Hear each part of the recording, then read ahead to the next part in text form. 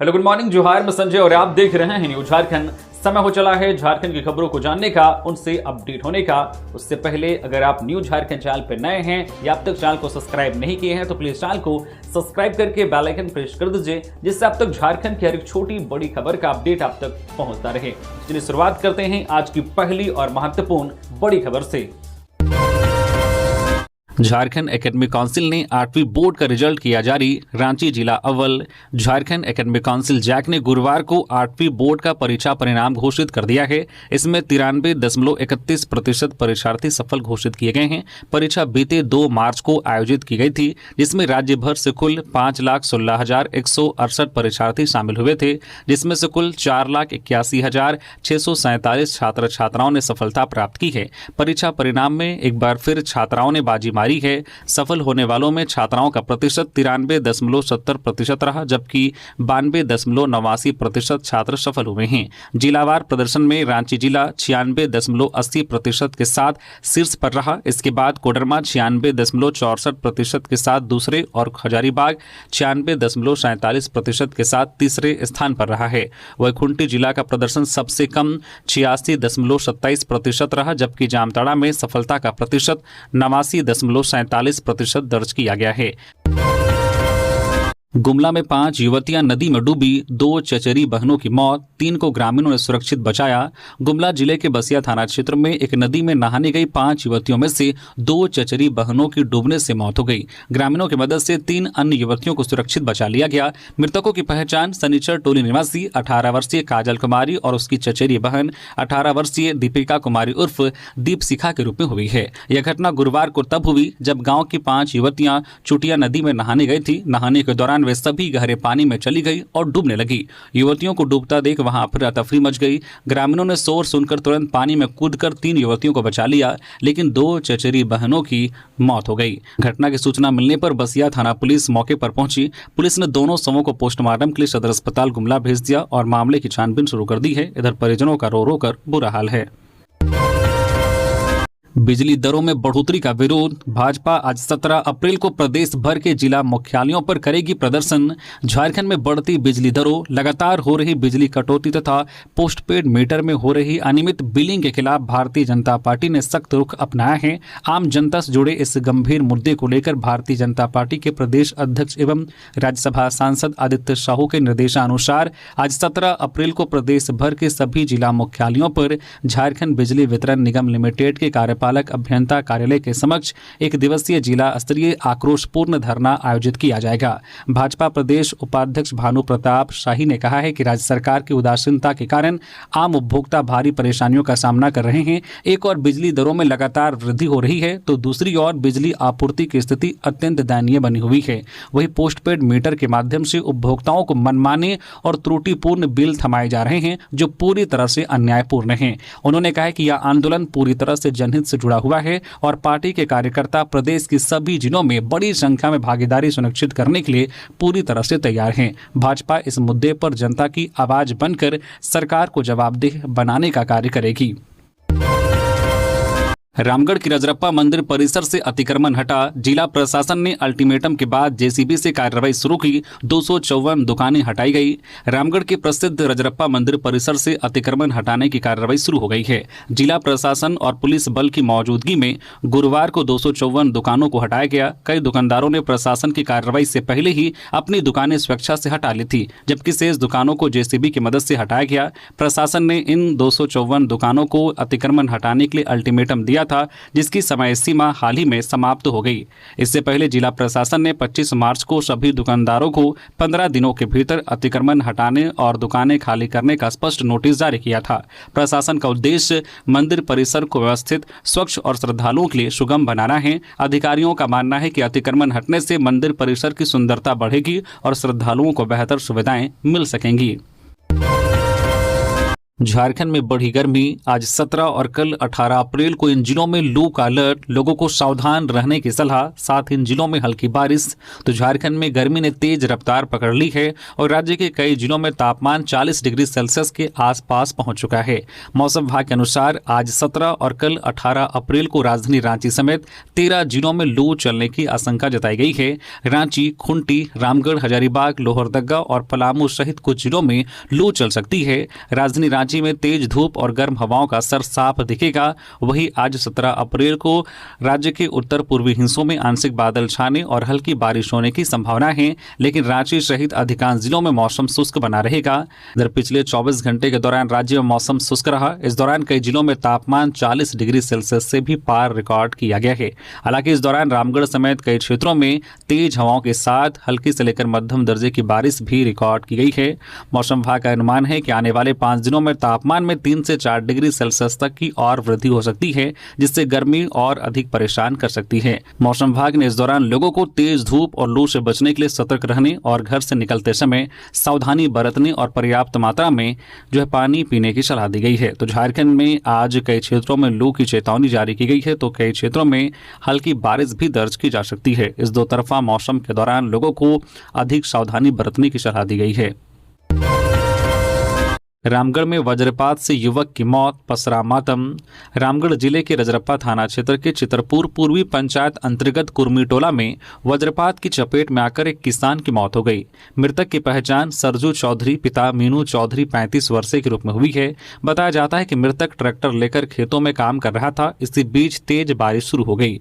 वह बारिश से बचने के लिए पास में ही पेड़ के नीचे बचने लगा।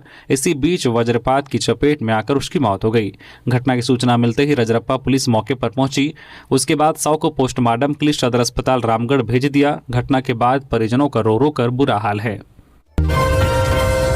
शराब बेचकर जमकर की कमाई। झारखंड उत्पाद विभाग ने 4013 करोड़ 53 लाख का प्राप्त किया राजस्व। उत्पाद विभाग ने राज्य में वित्त वर्ष 2025-26 में शराब की बिक्री से रिकॉर्ड राजस्व की प्राप्ति की है। विभाग से मिली जानकारी के अनुसार इस बार अब तक का सर्वाधिक राजस्व अर्जित कर एक नया कीर्तिमान स्थापित किया गया है। उत्पाद विभाग ने 4013 करोड़ 53 लाख रुपए का राजस्व संग्रह किया है, जो अब तक का सर्वाधिक रिकॉर्ड 2700 करोड़ रुपए से काफी अधिक है। विभागीय अधिकारियों के अनुसार यह उपलब्धि न केवल वित्त दृष्टि से महत्वपूर्ण है, बल्कि प्रशासनिक दक्षता और सख्त निगरानी तंत्र का भी प्रमाण है। विभाग द्वारा अवैध शराब के निर्माण, परिवहन और बिक्री पर कड़ी कार्रवाई, लाइसेंसिंग प्रक्रिया में पारदर्शिता और तकनीकी सुधारों के कारण यह ऐतिहासिक वृद्धि संभव हो सकी है। गढ़वा में पथराव, पुलिस ने की हवाई फायरिंग। सड़क हादसे में 2 युवकों की मौत, मुआवजे को लेकर हुआ बवाल। 1 दर्जन लोग हिरासत में। गढ़वा थाना क्षेत्र अंतर्गत महुलिया पंचायत में गुरुवार को एक तेज रफ्तार ट्रैक्टर की चपेट में आने से 2 युवकों की मौत हो गई। इसके बाद आक्रोशित ग्रामीणों ने सड़क जाम कर दिया और हंगामा किया। महुलिया पंचायत निवासी राहुल चौधरी 26 वर्षीय और नंदलाल राम 26 वर्षीय महुलिया स्कूल के पास अपनी बाइक के साथ खड़े थे। इसी दौरान एक तेज रफ्तार ट्रैक्टर ने अचानक नियंत्रण खो दिया और दोनों को जोरदार टक्कर मार दी, जिससे दोनों की मौत हो गई। वही घटना से आक्रोशित परिजनों और ग्रामीणों ने पोस्टमार्टम के बाद दोनों शवों को सड़क पर रखकर NH 343 को जाम कर दिया। सड़क जाम करीब 5 घंटे तक जारी रहा, जिससे आवागमन पूरी तरह से बाधित हो गया। प्रदर्शनकारियों की मांग थी कि मृतकों के परिजनों को 20 लाख रुपए मुआवजा और एक सदस्य को सरकारी नौकरी दी जाए। साथ ही दोषी चालक और वाहन मालिक के खिलाफ सख्त कार्रवाई की जाए। जाम की सूचना मिलने के बाद प्रशासन हरकत में आया। गढ़वा SDO संजय कुमार, CO शफी आलम, BDO कुमार नरेंद्र नारायण और थाना प्रभारी सुनील कुमार तिवारी पुलिस बल के साथ मौके पर पहुंचे और परिजनों को समझाने का प्रयास किया, लेकिन स्थिति अचानक बिगड़ गई और आक्रोशित ग्रामीणों ने पुलिस पर पथराव शुरू कर दिया। पथराव में कुछ पुलिसकर्मी और पदाधिकारी घायल हो गए। वहीं एक पुलिस वाहन भी क्षतिग्रस्त हो गया। हालत बेकाबू होता देख पुलिस ने पहले हल्का बल प्रयोग किया, लेकिन जब भीड़ नहीं मानी तो आत्मरक्षा के लिए 5 राउंड हवाई फायरिंग करनी पड़ी। इसके बाद स्थिति धीरे धीरे नियंत्रण में आई और सड़क जाम समाप्त कराया गया। पुलिस ने इस हमले में सख्ती दिखाते हुए करीब 1 दर्जन लोगों को हिरासत में लिया है। हाईकोर्ट की सख्ती के बाद बोकारो पुलिस हरकत में। पुष्पा के माता पिता का लिया गया डीएनए सैंपल। बोकारो के पुष्पा हत्याकांड मामले में हाईकोर्ट की सख्ती के बाद बोकारो पुलिस हरकत में आ गई है। पिंडराजोरा थाना पुलिस गुरुवार को पुष्पा के माता पिता का डीएनए सैंपल लेने के लिए सदर अस्पताल लेकर पहुंची, जहां चिकित्सकों की मौजूदगी में दोनों के सैंपल लिए गए। जहां पुलिस की मौजूदगी में सदर अस्पताल में पुष्पा के माता पिता का डीएनए सैंपल लिया गया। दरअसल गुरुवार को इस मामले में हाईकोर्ट में सुनवाई हुई, जिसमें राज्य के DGP, IG, DIG, SP, FSL director और एसआईटी में शामिल पदाधिकारियों को सशरीर उपस्थित होने का निर्देश दिया गया था। कोर्ट ने सरकार को 2 हफ्ते के भीतर डीएनए रिपोर्ट सौंपने का आदेश दिया है। साथ ही कोलकाता में डीएनए टेस्ट कराने और बरामद कंकाल का पोस्टमार्टम रिम्स में कराने का भी निर्देश दिया गया है। इधर पुष्पा के माता पिता का कहना है कि पुलिस उन्हें केवल डीएनए सैंपल लेने के लिए अस्पताल लाई है, लेकिन अब तक मौके से बरामद कपड़ों या अन्य सामान की पहचान नहीं कराई गई है। उन्होंने यह भी मांग की है कि मामले में के मुख्य आरोपी दिनेश कुमार महतो का नार्को टेस्ट कराया जाए ताकि सच्चाई सामने आ सके। जमशेदपुर में आसमान में दिखे 2 फाइटर जेट, रास्ता भटकने की आशंका। जमशेदपुर शहर के सोनारी और पश्चिमी इलाकों में गुरुवार सुबह करीब 11:25 पर तेज गर्जना के साथ 2 फाइटर जेट उड़ते हुए देखे गए। अचानक हुई इस आवाज और दृश्य से लोग घरों और छतों पर निकल आए। स्थानीय लोगों के अनुसार दोनों विमान काफी नीचे और तेज रफ्तार में उड़ रहे थे, जिससे पूरे इलाके में तेज आवाज गूंजी। कुछ समय के लिए लोगों में दहशत और उत्सुकता का माहौल बन गया। ये विमान भारतीय वायुसेना की SU-30 MKI बताई जा रही है। जानकारी के अनुसार ये दोनों लड़ाकू विमान अपने तय मार्ग से भटककर जमशेदपुर के एयर स्पेस में प्रवेश कर गए थे। जैसे ही यह स्थिति बनी, एयर ट्रैफिक कंट्रोल और संबंधित कंट्रोल रूम सक्रिय हो गए। सूत्रों के मुताबिक विमान को तुरंत रेडियो सिग्नल के जरिए दिशा निर्देश दिए गए। इसके बाद दोनों जेट्स ने अपना रास्ता बदला और निर्धारित क्षेत्र की ओर वापस लौट गए। गिरिडीह के नन्ही वामिका के इलाज को 15 करोड़ की मंजूरी। एम्स दिल्ली में संभव होगा उपचार। कल्पना सोरेन ने की मुलाकात। नन्ही वामिका पटेल का अब इलाज संभव हो पाएगा। गिरिडीह के निमिया घाट की 14 माह की बच्ची वामिका गंभीर और दुर्लभ बीमारी स्पाइनल मस्कुलर एट्रोफी SMA से जूझ रही है। लंबे समय से उसका परिवार इलाज को लेकर संघर्ष कर रहा था। मुख्यमंत्री हेमंत सोरेन की पत्नी और गांडे विधायक कल्पना सोरेन ने वामिका से मुलाकात कर उसका हालचाल जाना। इस दौरान उनके साथ मंत्री सुदिव्य सोनू भी मौजूद थे। कल्पना सोरेन ने जानकारी दी है कि राज्य सरकार की तरफ से बच्ची के इलाज के लिए 15 करोड़ रुपए की आर्थिक सहायता स्वीकृत की गई है। इस सहायता के बाद अब वामिका का इलाज देश के प्रमुख चिकित्सा संस्थान एम्स न्यू दिल्ली में संभव हो सकेगा। इस निर्णय के लिए उन्होंने मुख्यमंत्री हेमंत सोरेन के प्रति आभार भी व्यक्त किया। इस मदद से परिवार को बड़ी राहत और नई उम्मीद मिली है। पलामू में तेज रफ्तार स्कॉर्पियो ने मारी टक्कर, 2 की दर्दनाक मौत, 1 घायल। पलामू के पाटन थाना क्षेत्र के गहरपथरा मोड़ के पास हुए दर्दनाक सड़क हादसे में 2 किशोरों की मौत हो गई, वहीं 1 किशोर गंभीर रूप से घायल हो गया। मृतकों की पहचान अफरोज अंसारी पिता इश्तियाक अंसारी और 17 वर्षीय तौहीद अंसारी के रूप में हुई है। वहीं 13 वर्षीय इब्राज अंसारी घायल हो गया। जानकारी के अनुसार तीनों युवक पाटन के सोले गांव के निवासी थे और लूना पर सवार होकर कहीं जा रहे थे। इसी दौरान गहरापथरा मोड़ के पास तेज रफ्तार काले रंग की स्कॉर्पियो ने उन्हें जोरदार टक्कर मार दी। हादसे के बाद मौके पर अफरा तफरी मच गई। स्थानीय लोगों की मदद से घायल को अस्पताल पहुंचाया गया, जहां डॉक्टरों ने अफरोज अंसारी और तौहीद अंसारी को मृत घोषित कर दिया। वहीं इब्राज अंसारी का इलाज जारी है। घटना की सूचना मिलते ही पाटन थाना पुलिस मौके पर पहुंची और मामले की छानबीन में जुट गई है। स्कॉर्पियो चालक की तलाश की जा रही है। झारखंड के वित्त रहित शिक्षक कर्मियों ने विधायकों के आवास का किया घेराव। राज्य के वित्त रहित शिक्षक कर्मचारियों ने 223 स्कूल इंटर कॉलेजों के अनुदान काटने के विरोध में गुरुवार को अपने अपने क्षेत्र के विधायकों के आवास का घेराव किया और ज्ञापन सौंपा। शिक्षक कर्मचारी विधायकों के आवास पर गए और नारे लगाए। अनुदान काटने के बिना ठोस आधार की विभागीय कार्रवाई के बारे में बताया। शिक्षक कर्मचारियों ने विधायकों से कहा है कि विभागीय पोर्टल में गड़बड़ी थी और कागजात लोड करने के बाद जब ओके कर दिया गया तो कागजात उड़ गए। इसमें स्कूल कॉलेज का क्या दोष है? विभागीय पोर्टल में गड़बड़ी के बारे में अनेक बार विभाग में कहा गया, लेकिन विभाग ने कोई कार्रवाई नहीं की। साथ ही शिक्षक कर्मचारियों ने विधायकों से कहा है कि इस वित्त वर्ष में सबसे ज्यादा अनुदान अल्पसंख्यक मिशन के स्कूल कॉलेज और मदरसा के संस्थान अनुदान से वंचित हुए हैं, जो एक साजिश के तहत किया गया है। वित्त रहित शिक्षकों ने मांडू विधायक तिवारी महतो, बरकट्ठा विधायक अमित कुमार यादव, बिशुनपुर विधायक राम नरेश सिंह, विधायक भूषण बाड़ा, रामचंद्र सिंह, नवीन जायसवाल के आवास का घेराव किया। गिरिडीह के जरीडीह में इंजीनियरिंग कॉलेज का शिलान्यास। 35 एकड़ में बनेगा कॉलेज। शिक्षा मंत्री सुदिव्य सोनू और विधायक कल्पना सोरेन ने किया भूमि पूजन। गिरिडीह जिले के पचम्बा स्थित जरीडीह में गुरुवार को एक इंजीनियरिंग कॉलेज का शिलान्यास किया गया। उच्च एवं तकनीकी शिक्षा विभाग के इस पहल के तहत यह कॉलेज लगभग 35 एकड़ भूमि पर करोड़ों रुपए की लागत से बनेगा। शिलान्यास कार्यक्रम में राज्य के मंत्री सुदिव्य सोनू और गांडे के विधायक कल्पना सोरेन मुख्य रूप से उपस्थित रहे। दोनों जनप्रतिनिधियों ने संयुक्त रूप से भूमि पूजन का निर्माण कार्य की औपचारिक शुरुआत की। इस अवसर पर स्थानीय जनप्रतिनिधि, प्रशासनिक अधिकारी और बड़ी संख्या में ग्रामीण व आमजन मौजूद थे। रामगढ़ में टैंकर ने स्कूटी सवार 2 को कुचला। गिद्दी अरगड्डा मार्ग पर हुआ हादसा, दोनों की मौके पर मौत। रामगढ़ जिले के गिद्दी अरगड्डा मार्ग पर एक सड़क हादसे में गुरुवार को स्कूटी सवार 2 मजदूरों की मौत हो गई। यह घटना तब हुई जब एक टैंकर ने उनकी स्कूटी को टक्कर मार दी, जिससे दोनों की मौके पर ही मौत हो गई। मृतकों की पहचान अनिल मुंडा 28 वर्षीय और बबलू बेदिया 27 वर्षीय के रूप में हुई है। जानकारी के अनुसार सोलर कैपिटल कंपनी का टैंकर विपरीत दिशा से आ रहा था। दोनों युवक रामगढ़ से मजदूरी कर अपनी स्कूटी से अपने घर मनुआ लौट रहे थे, तभी टैंकर ने उन्हें अपनी चपेट में ले लिया। घटना के बाद स्थानीय लोग आक्रोशित हो गए और सड़क जाम कर दिया। पुलिस के अनुसार इस मार्ग पर तीखे मोड़ होने के कारण अक्सर दुर्घटनाएं होती रहती हैं।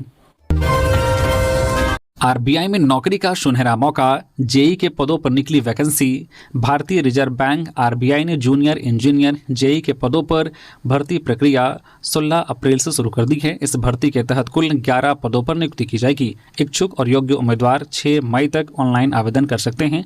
आवेदन के साथ साथ शुल्क भुगतान की अंतिम तिथि भी 6 मई निर्धारित की गई है। वही भर्ती प्रक्रिया का आयोजन 6 जून 2026 को किया जाएगा।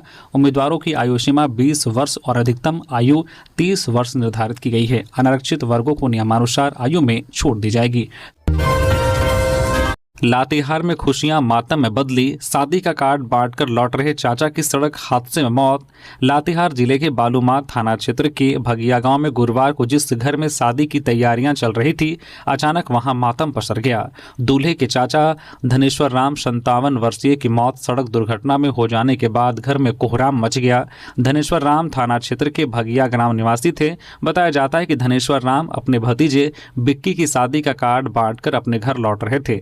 बिक्की की शादी आगामी 24 अप्रैल को होने वाली थी। घर लौटते समय सामने से आ रहे ईंट लदे ट्रैक्टर ने उन्हें अपनी चपेट में ले लिया। ट्रैक्टर का पहिया उनके ऊपर चढ़ जाने से घटनास्थल पर ही उनकी दर्दनाक मौत हो गई। मृतक अपने पीछे एक पुत्र और 3 पुत्रियों सहित भरा पूरा परिवार छोड़ गए हैं। हादसे के बाद गांव में मातम पसर गया है, जिससे परिजनों का रो रो कर बुरा हाल है। जामताड़ा में 2 साइबर ठग गिरफ्तार। लोगों से व्हाट्सएप लिंक केवाईसी अपडेट के नाम पर करते थे ठगी। जामताड़ा साइबर पुलिस ने जिले में साइबर अपराध के खिलाफ चलाए जा रहे अभियान के तहत बड़ी सफलता हासिल की है। पुलिस ने फर्जी लिंक भेजकर ठगी करने वाले 2 शातिर साइबर अपराधियों को गिरफ्तार किया है। हेडक्वार्टर डीएसपी संजय कुमार सिंह ने यह जानकारी दी। गिरफ्तार आरोपियों की पहचान सुरेश कुमार दास 24 वर्षीय और दीपक कुमार दास 19 वर्षीय के रूप में हुई है। पुलिस के अनुसार ये दोनों आपस में फुफेरे भाई हैं और लंबे समय से मिलकर साइबर ठगी की वारदातों को अंजाम दे रहे थे। पुलिस ने इनके पास से कुल 7 मोबाइल फोन और 7 सिम कार्ड बरामद किए हैं। नक्सलियों के साथ मुठभेड़ में घायल 2 जवान दिल्ली रेफर। ग्रीन कॉरिडोर बनाकर भेजा गया एयरपोर्ट। पश्चिमी सिंहभूम चाईबासा के सारंडा में सुरक्षा बलों और नक्सलियों के बीच मुठभेड़ में घायल सीआरपीएफ कोबरा बटालियन 205 के इंस्पेक्टर सत्य प्रकाश और शैलेश कुमार दुबे को बेहतर इलाज के लिए एयर एम्बुलेंस से दिल्ली रेफर किया गया है। गुरुवार को रांची स्थित राज अस्पताल से लेकर एयरपोर्ट तक ग्रीन कॉरिडोर बनाकर दोनों जवानों को बेहतर इलाज के लिए एयर एम्बुलेंस से दिल्ली भेजा गया है। बुधवार को नक्सलियों के साथ हुई मुठभेड़ में जवान सत्यप्रकाश और शैलेश कुमार दुबे घायल हो गए थे। 33% महिला आरक्षण में ओबीसी महिलाओं को मिले 50% उप आरक्षण, नहीं तो होगा आंदोलन। राष्ट्रीय ओबीसी मोर्चा। राष्ट्रीय ओबीसी मोर्चा ने नारी शक्ति वंदन अधिनियम में ओबीसी महिलाओं को 50% उप आरक्षण देने की मांग की है। गुरुवार को मोर्चा ने इस मांग को समर्थन देने वाले सियासी पार्टियों का आभार व्यक्त किया। मोर्चा के अध्यक्ष राजेश गुप्ता ने कहा कि नारी शक्ति वंदन अधिनियम में जब तक ओबीसी महिलाओं के लिए अलग से आरक्षण का प्रावधान नहीं किया जाएगा, तब तक सामाजिक न्याय का उद्देश्य अधूरा रहेगा। उन्होंने कहा है कि यह संतोष की बात है कि कांग्रेस, समाजवादी पार्टी, राष्ट्रीय Janata Dal, Bahujan Samaj party, Janata Dal United, DMK, राष्ट्रवादी कांग्रेस पार्टी, शिवसेना, राष्ट्रीय लोक दल और झारखंड मुक्ति मोर्चा जैसे दलों ने इस मांग का समर्थन किया है। वही मोर्चा ने जिन दलों ने इसका समर्थन नहीं किया है उनसे समर्थन करने की अपील की है। वही राजेश गुप्ता ने चेतावनी दी है कि यदि महिला आरक्षण विधेयक को ओबीसी कोटा के बिना पारित किया जाता है तो राष्ट्रीय ओबीसी मोर्चा इसका कड़ा विरोध करेगा और देशव्यापी आंदोलन चलाएगा। चतरा में बन रहा है पूर्वी भारत का सबसे बड़ा संकट मोचन धाम। रांची में निकली रथ यात्रा। झारखंड के चतरा जिला अंतर्गत सिमरिया प्रखंड के पीरी में पूर्वी भारत के सबसे बड़े उदाधिक्रमण संकट मोचन हनुमान धाम का निर्माण कार्य तेजी से जारी है। करीब 8 एकड़ क्षेत्र में निर्मित हो रहे इस भव्य धाम में विभिन्न देवी देवताओं के मंदिरों के साथ 108 फीट ऊंची हनुमान जी की विराट प्रतिमा स्थापित होगी। इस धाम के प्रचार प्रसार और श्रद्धालुओं की भागीदारी सुनिश्चित करने के उद्देश्य से गुरुवार को राजधानी रांची में संकट मोचन रथ यात्रा निकाली गई। रथ यात्रा सुबह 7:30 बजे अरगोड़ा स्थित हनुमान मंदिर से शुरू हुई और कड्रू चुटिया होते हुए हिनू चौक स्थित संकट मोचन हनुमान मंदिर पहुंची। यात्रा के दौरान विभिन्न स्थानों पर श्रद्धालुओं की भारी भीड़ उमड़ पड़ी और पूरे मार्ग में भक्ति और उत्साह का माहौल बना रहा। गिरिडीह में 3 ट्रकों की आपस में टक्कर, गाड़ियों में लगी आग, एक ट्रक के ड्राइवर और खलासी की जलने से मौत। गिरिडीह में गुरुवार की सुबह 3 ट्रकों की टक्कर होने से उसमें आग लग गई। इस हादसे में एक ट्रक के ड्राइवर और खलासी गाड़ी में दब गए और वो बाहर नहीं निकल सके। कुछ देर बाद उनकी जलने से मौत हो गई। घटना डुमरी कुलगो टोल प्लाजा के पास हुआ। हादसे में 2 ट्रक पूरी तरह जलकर राख हो गए हैं जबकि एक ट्रक आंशिक रूप से क्षतिग्रस्त हो गया है। दोनों मृतक उत्तर प्रदेश के बिजनौर जिले के निवासी हैं। मृतकों की पहचान चालक साहिल कुमार 23 वर्षीय और उपचालक मोहम्मद रशीक 21 वर्षीय के रूप में हुई है। दरअसल टोल प्लाजा के पास सड़क किनारे कई ट्रक खड़े थे और उनके चालक उपचालक उसमें आराम कर रहे थे। इस दौरान बगोदर की ओर से डुमरी की दिशा में आ रहा एक तेज रफ्तार गुड़ लदा ट्रक अनियंत्रित हो गया और उसने मक्का लदे खड़े ट्रक को जोरदार टक्कर मार दी। टक्कर इतनी जबरदस्त थी कि मक्का लदा ट्रक आगे खड़े कोयला लदे ट्रक से टकरा गया जिससे तीनों वाहन आपस में भिड़ गए। टक्कर के बाद तीनों ट्रकों में आग लग गई। देखते ही देखते आग ने विकराल रूप धारण कर लिया और लपटे आसमान तक उठने लगी। आग की तीव्रता इतनी अधिक थी कि किसी को भी पास जाने का मौका नहीं मिला। प्रत्यक्षदर्शियों के अनुसार गुड़ लदे ट्रक में फंसे चालक और उपचालक बाहर नहीं निकल सके और आग की चपेट में आकर जिंदा ही जल गए। दमकल की टीम के पहुंचने के बाद काफी मशक्कत के बाद आग पर काबू पाया जा सका। तब तक 2 ट्रक पूरी तरह से जलकर राख हो चुके थे जबकि एक ट्रक को आंशिक रूप से बचाया जा सका। हजारीबाग के घाघरा डैम में डूबे 4 युवक, 1 की मौत, 3 की स्थिति गंभीर। हजारीबाग जिले के केरेडारी प्रखंड के घाघरा डैम में गुरुवार को नहाने के दौरान दर्दनाक हादसा हो गया। 4 युवक डैम में नहाने के लिए उतरे थे। इसी दौरान अचानक सभी युवक गहरे पानी में चले गए और डूबने लगे। युवकों को डूबता देख मौके पर मौजूद लोगों में अफरा तफरी मच गई और तुरंत शोर मचाकर आसपास के लोगों को बुलाया गया। घटना की सूचना मिलते ही स्थानीय ग्रामीणों और प्रशासन की टीम ने मौके पर पहुंचकर राहत व बचाव कार्य शुरू किया। काफी मशक्कत के बाद चारों युवकों को पानी से बाहर निकाला गया लेकिन तब तक एक युवक की मौत हो चुकी थी। वहीं अन्य 3 युवकों की हालत गंभीर बताई जा रही है। प्राथमिक उपचार के बाद उन्हें बेहतर इलाज के लिए शेख भिखारी मेडिकल कॉलेज अस्पताल हजारीबाग भेजा गया है जहां डॉक्टरों की निगरानी में उनका इलाज जारी है। इधर हादसे के बाद डैम परिसर में भारी भीड़ जुट गई। मृतक युवक के परिजनों का रो रो कर बुरा हाल है। देवघर में बाबा वैद्यनाथ मंदिर प्रशासन के खिलाफ तीर्थ पुरोहितों का धरना। बाबा वैद्यनाथ मंदिर में कथित अव्यवस्था, प्रशासनिक मनमानी और भ्रष्टाचार के विरोध में पंडा धर्मरक्षणी सभा की ओर से गुरुवार को मंदिर कार्यालय परिसर में 1 दिवसीय धरना दिया गया। धरने का नेतृत्व सभा के महामंत्री निर्मल झा और वरीय उपाध्यक्ष चंद्रशेखर खवाड़े ने किया। धरना में शामिल निर्मल झा ने आरोप लगाया कि मंदिर में तैनात पुलिसकर्मी और मजिस्ट्रेट मनमाने ढंग से श्रद्धालुओं को प्रवेश करा रहे हैं जिससे पारंपरिक पुरोहित व्यवस्था प्रभावित हो रही है। उन्होंने यह भी कहा है कि मंदिर कार्यालय में भ्रष्टाचार चरम पर है जिसके खिलाफ यह आंदोलन किया जा रहा है। उन्होंने चेतावनी दी है कि यदि धरने के माध्यम से उनकी मांगों पर ध्यान नहीं दिया गया तो वे आगे न्यायालय का रुख करेंगे। इस मौके पर बाबा वैद्यनाथ मंदिर में बड़ी संख्या में पुरोहित धरने पर बैठे रहे। सभी की एक ही मांग थी कि जिला प्रशासन मंदिर में व्याप्त अव्यवस्था पर और भ्रष्टाचार को तत्काल दूर करे, अन्यथा वे आगे भी आंदोलन तेज करने और कोर्ट जाने को मजबूर होंगे। नितिन गडकरी ने सीआरएफ फंड से झारखंड की 15 सड़क परियोजनाओं को दी मंजूरी। भारतीय जनता पार्टी झारखंड का एक प्रतिनिधिमंडल प्रदेश अध्यक्ष एवं राज्यसभा सांसद आदित्य साहू के नेतृत्व में केंद्रीय सड़क परिवहन एवं राजमार्ग मंत्री नितिन गडकरी से नई दिल्ली में मुलाकात की। प्रतिनिधिमंडल ने झारखंड में चल रहे विभिन्न सड़क निर्माण कार्यों की वर्तमान स्थिति से मंत्री को अवगत कराया। मुलाकात के दौरान आदित्य साहू ने ओरमांझी में प्रस्तावित फ्लाईओवर निर्माण कार्य में हो रही देरी पर विशेष ध्यान आकर्षित किया। उन्होंने बताया कि अब तक कार्य प्रारंभ नहीं होने के कारण क्षेत्र में लगातार सड़क दुर्घटनाएं हो रही हैं। इस पर केंद्रीय मंत्री नितिन गडकरी ने कड़ी नाराजगी जताते हुए संबंधित प्रोजेक्ट मैनेजर अनिल चौधरी को फटकार लगाई और निर्देश दिया है कि निर्माण कार्य अविलंब शुरू किया जाए। केंद्रीय मंत्री ने यह भी आश्वासन दिया है कि झारखंड को सड़क अवसंरचना के क्षेत्र में सशक्त बनाया जाएगा। उन्होंने कहा है कि राज्य सरकार यदि भूमि अधिग्रहण एवं वन स्वीकृति की प्रक्रिया में तेजी लाती है तो केंद्र सरकार के पास संसाधनों की कोई कमी नहीं है और झारखंड में बड़े पैमाने पर सड़क निर्माण कार्य किए जा सकते हैं। इस अवसर पर केंद्रीय मंत्री नितिन गडकरी ने सेंट्रल रोड फंड सीआरएफ के अंतर्गत झारखंड के विभिन्न जिलों में 15 सड़क निर्माण परियोजनाओं को स्वीकृति प्रदान की। प्रतिनिधिमंडल में प्रदेश उपाध्यक्ष भानु प्रताप शाही, सांसद विद्युत वरन महतो, सांसद बीडी राम तथा पूर्व मंत्री रामचंद्र चंद्रवंशी, राकेश भास्कर, मुकेश मुक्ता शामिल थे।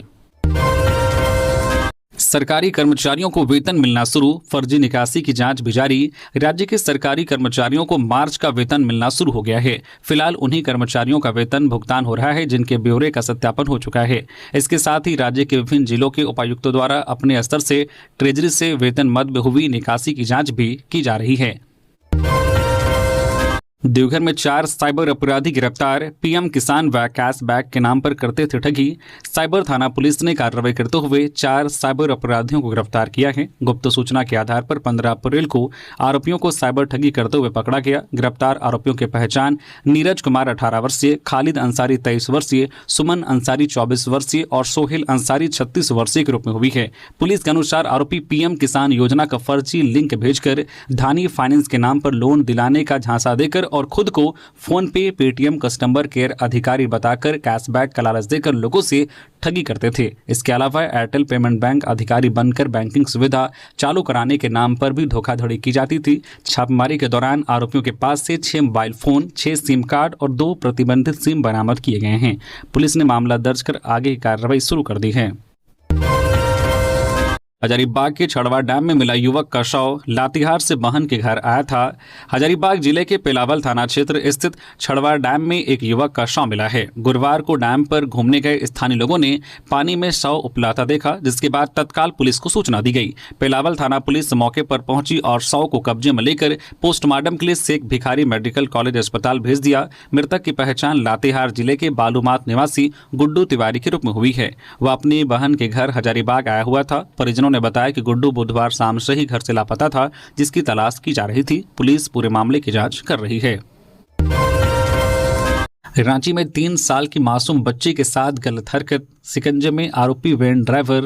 राजधानी रांची में एक मासूम बच्ची के साथ एक वैन ड्राइवर के द्वारा अश्लील हरकत की गई है। यह मामला संज्ञान में आने के बाद पुलिस ने आरोपी वैन ड्राइवर इरफान को गिरफ्तार कर लिया है। समाज के अंदर कुछ ऐसे दरिंदे हैं जिन पर विश्वास करना कभी कभी लोगों की मजबूरी होती है। मेडिकल छात्रा के साथ उसकी ही एक सहेली के दोस्त के द्वारा दुष्कर्म की वारदात को अंजाम दिया गया था। अब रांची में एक मासूम बच्ची को एक दरिंदे के द्वारा अपना शिकार बनाने की कोशिश की गई है।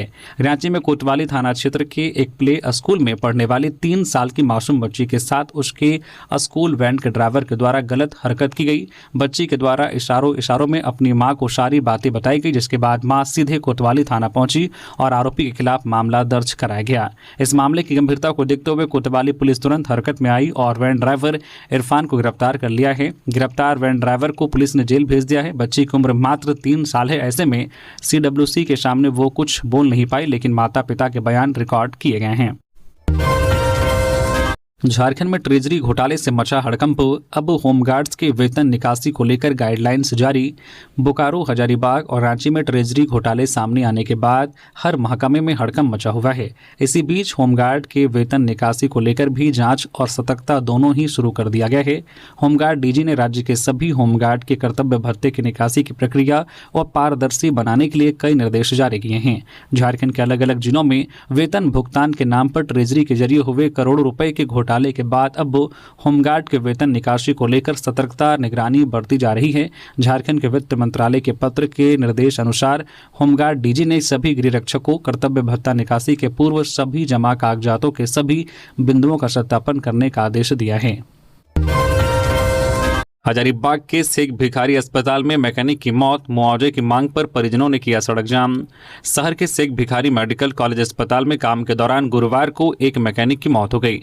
इस घटना के बाद परिजनों और स्थानीय लोगों ने विरोध प्रदर्शन करते हुए सड़क जाम कर दी, जिससे आवागमन बाधित हो गया। जानकारी के अनुसार शहर निवासी मैकेनिक मोहम्मद गुड्डू अस्पताल परिसर में एयर कंडीशनर लगा रहे थे। काम के दौरान वे अचानक दीवार से गिर गए, जिससे उन्हें गंभीर चोट आई और मौके पर ही उनकी मृत्यु हो गई। मृतक के परिजनों ने अस्पताल प्रबंधन और ठेकेदार पर गंभीर लापरवाही का आरोप लगाया है। उनका कहना है कि कार्य के दौरान सुरक्षा के पुख्ता इंतजाम नहीं थे, सुरक्षा उपकरण उपलब्ध नहीं कराए गए थे और न ही किसी प्रकार की निगरानी की व्यवस्था थी, जिसके कारण यह हादसा हुआ।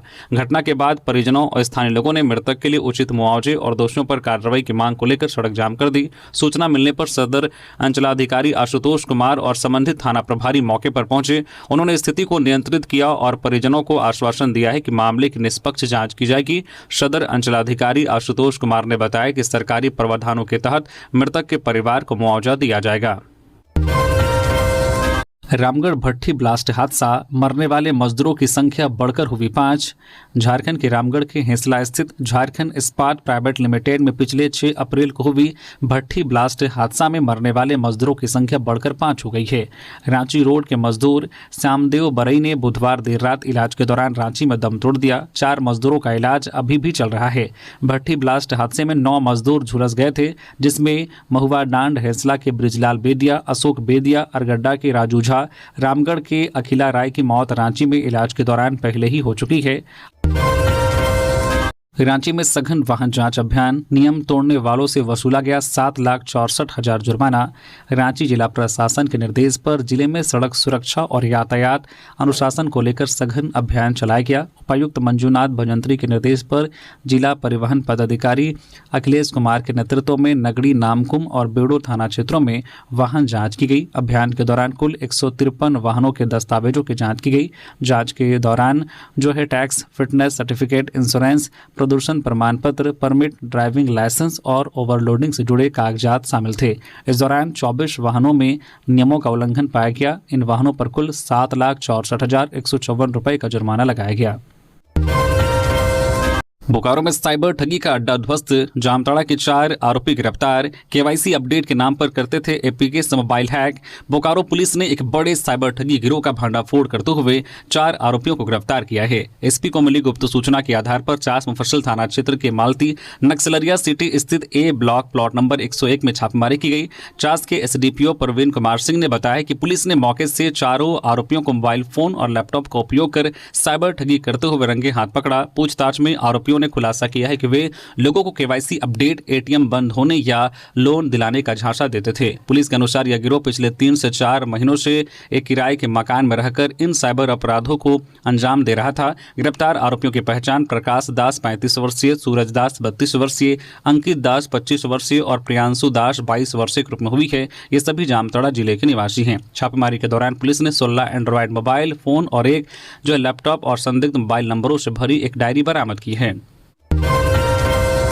हजारीबाग में प्रिंसिपल की गिरफ्तारी को लेकर पुलिस सक्रिय, अधिकारियों ने विद्यालय जाकर छात्राओं से ली जानकारी। हजारीबाग जिला के चर्री थाना अंतर्गत सरकारी विद्यालय के प्रिंसिपल की गिरफ्तारी को लेकर पुलिस की टीम जगह जगह छापेमारी कर रही है। आरोपी प्राचार्य अभी भी फरार चल रहा है। वही पुलिस के वरीय पदाधिकारी ने विद्यालय पहुंचकर पीड़ित छात्राओं से जानकारी इकट्ठा की है। उन्होंने आपबीती पुलिस को बताई है। उन्होंने कहा है कि मास्टर साहब पिछले कई दिनों से गंदी हरकत छात्राओं के साथ करते थे। दरअसल मिडिल स्कूल के हेडमास्टर पर लगभग 2 दर्जन छात्राओं ने पढ़ाई के दौरान शारीरिक छेड़खानी का आरोप लगाया है। घटना 11 अप्रैल की बताई जा रही है, जब 2 छात्राओं ने बाल संरक्षण आयोग के हेल्पलाइन नंबर पर संपर्क कर अपनी शिकायत दर्ज कराई। सीएसपी संचालक को गोली मारकर लूटने वाले 2 गिरफ्तार। पलामू में लूट के पैसे बांटने की तैयारी में थे, एक फरार। पलामू में सीएसपी संचालक समा परवीन और उनके पति इसराफिल को गोली मारकर लूटने के मामले में पुलिस ने 2 आरोपियों को गिरफ्तार कर लिया है। यह घटना रामगढ़ थाना क्षेत्र के हुटार गांव में हुई थी, जहां से एक अन्य आरोपी फरार हो गया। 3 दिन पहले सुबह करीब 10:30 बजे अपराधियों ने हुटार गांव में सीएसपी संचालक दंपति पर फायरिंग कर लगभग 3 लाख रुपए नगद, एक लैपटॉप और अन्य सामान लूट लिया था। घटना के बाद से पुलिस लगातार आरोपियों की तलाश में जुटी थी। इसी क्रम में पुलिस को गुप्त सूचना मिली कि कोयल नदी पर बने पुल के पास कुछ अपराधी इकट्ठा होकर लूटी गई रकम का बंटवारा करने वाले हैं। सूचना मिलते ही पुलिस ने त्वरित कार्रवाई करते हुए छापेमारी की। पुलिस को देखते ही तीनों अपराधी भागने लगे, लेकिन जवानों ने पीछा कर 2 को दबोच लिया, जबकि एक अपराधी बाइक से फरार होने में सफल रहा। पकड़े गए अपराधियों ने पूछताछ में कबूल किया है कि वे उसी लूट की रकम को बांटने के लिए यहां पहुंचे थे। तलाशी के दौरान एक आरोपी के पास से एक देशी कट्टा, जिंदा कारतूस और घटना में इस्तेमाल किया गया मोबाइल फोन बरामद हुआ है। वही दूसरे आरोपी के पास से 10,100 रुपए नगद और एक मोबाइल फोन मिला है। जामताड़ा में अपराध नियंत्रण के लिए 18 अपाची बाइक रवाना, बिना हेलमेट वालों पर बढ़ेगी सख्ती। जामताड़ा जिले में अपराध नियंत्रण और ट्रैफिक नियमों के सख्त पालन को लेकर जिला प्रशासन ने बड़ा कदम उठाया है। जिला अपराध नियंत्रण कक्ष से उपायुक्त रवि आनंद, पुलिस अधीक्षक राजकुमार मेहता, एसडीओ अनंत कुमार एवं एसडीपीओ विकास आनंद लागोरी ने संयुक्त रूप से 18 अपाची पेट्रोलिंग बाइक को हरी झंडी दिखाकर रवाना किया। इस मौके पर उपायुक्त ने बताया कि जिले में अपराध पर नियंत्रण रखने और त्वरित कार्रवाई सुनिश्चित करने के लिए इन पेट्रोलिंग बाइकों को उतारा गया है। उन्होंने राज्य के मुख्यमंत्री के प्रति आभार जताते हुए कहा कि पहले से जिले में 14 4 पहिया पेट्रोलिंग वाहनों को उपलब्ध कराया गया और अब 18 नई अपाची बाइक मिलने से पुलिस की कार्य क्षमता और मजबूत होगी। तो ये थी आज की झारखंड की टॉप बड़ी खबरें। इसी तरह से झारखंड की हर एक छोटी बड़ी खबर देखने के लिए आप हमारे न्यूज झारखंड चैनल को सब्सक्राइब करके बेल आइकन प्रेस कर दीजिए, जिससे आप तक झारखंड की हर एक छोटी बड़ी खबर का अपडेट आप तक पहुंचता रहे। तो अभी के लिए बस इतना ही, फिर मिलते हैं किसी और खबरों के साथ। धन्यवाद।